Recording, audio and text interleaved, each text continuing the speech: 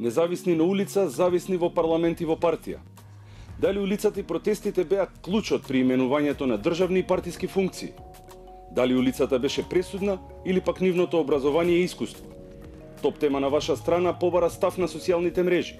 Марија Николова ни одговори. Па да беа независни, немаше воопшто ни да стигнат до парламент и директорски фотели. Кој независен припарил дотаму? И не, улицата и протестите не беа клучното во сивијата на тази именуваните функционери, ала борци за слобода. Клучното е кој со кого се знае и кој кого подбутнал за да се смести во фотелјата. Никола Милошевски смета. Вин-вин ситуација за СДСМ. Ги вработија заслужните и си обезбедија да нема масовен граѓански протест во наредните 5-6 години. Жана Живадиновиќ е со конкретен став.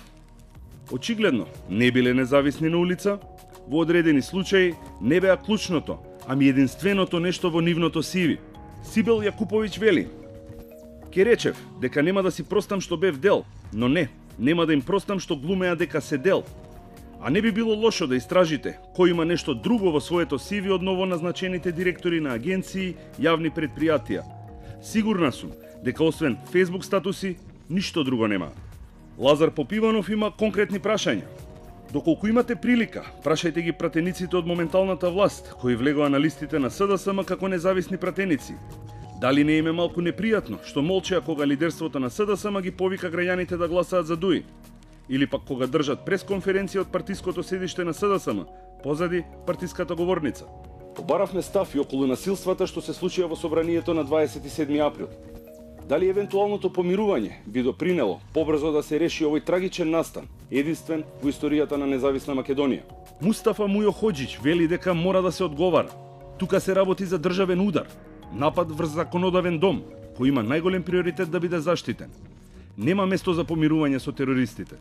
Сите мораат да одговараат, во спротивно, секој ќе може да влезе во парламент и да утепа кого сака. Тошев пак напиша дека треба да се осети гневот на тепаните. 11 годишна дискриминација не се залечува со 5 месеци, додека не се почувствува гневот на другите што беа мавани во собрание ништо.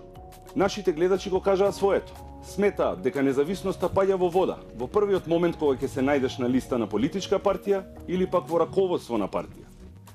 Околу настаните од 27 април, гледачите не се оптимисти дека воопшто некогаш може да дојде до некакво помирување помеѓу двете страни.